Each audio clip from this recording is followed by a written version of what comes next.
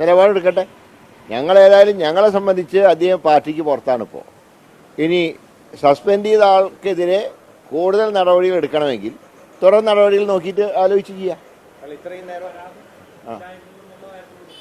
അതെ, പരാതി കൊടുത്തു, ഗവൺമെൻറ് അന്വേഷിച്ചോട്ടെ. ആരെങ്കിലും പറഞ്ഞോ പരാതി കൊടുക്കണ്ട? പരാതി കൊടുത്ത സ്ഥിതിക്ക് ഇനി അന്വേഷിച്ച് നടപടി എടുക്കട്ടെ.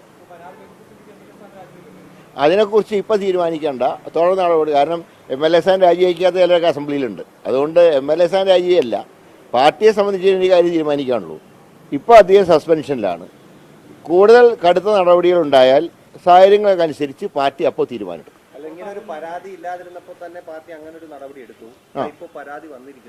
അപ്പോൾ അതനുസരിച്ച് തുടർ നടപടികൾ നോക്കി കാര്യങ്ങൾ തീരുമാനിക്കും. തുടർ നടപടി വരട്ടെ. അല്ല, അത് പാർട്ടി ആലോചിച്ച് വേണം തീരുമാനിക്കാൻ. അത് ഒറ്റയ്ക്ക് എടുക്കേണ്ട തീരുമാനമല്ല.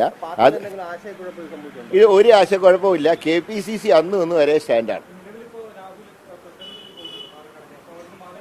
അല്ല, ഇനിയിപ്പോൾ സ്വാഭാവികമായിട്ട് അദ്ദേഹത്തിന് മാറേണ്ടി വരുമല്ലോ. ആരും പറയാണ്ട് തന്നെ മാറേണ്ടി വരുമല്ലോ. ഞാൻ പറയാം, പാർട്ടിയുടെ പരമാധികാരി KPCC പ്രസിഡന്റാണ്. പ്രസിഡന്റ് പറഞ്ഞു കഴിഞ്ഞു. ഞങ്ങളൊക്കെ ആ നിലപാട് അന്നും ഇന്നും ആവർത്തിച്ച് പറയുന്നുണ്ട്. പുറത്താക്കി അന്ന് മുതൽ രാഹുലിൻ്റെ കാര്യത്തിൽ പാർട്ടിക്ക് ഒരു ഉത്തരവാദിത്വമില്ല. പക്ഷേ ഇനി കൂടുതൽ നടപടികൾ പോലീസിൻ്റെ ഭാഗത്തുനിന്നുണ്ടാകുമ്പോൾ സാഹചര്യങ്ങൾക്കനുസരിച്ച് നിലപാട് പാർട്ടിക്ക് എടുക്കേണ്ടി വരും.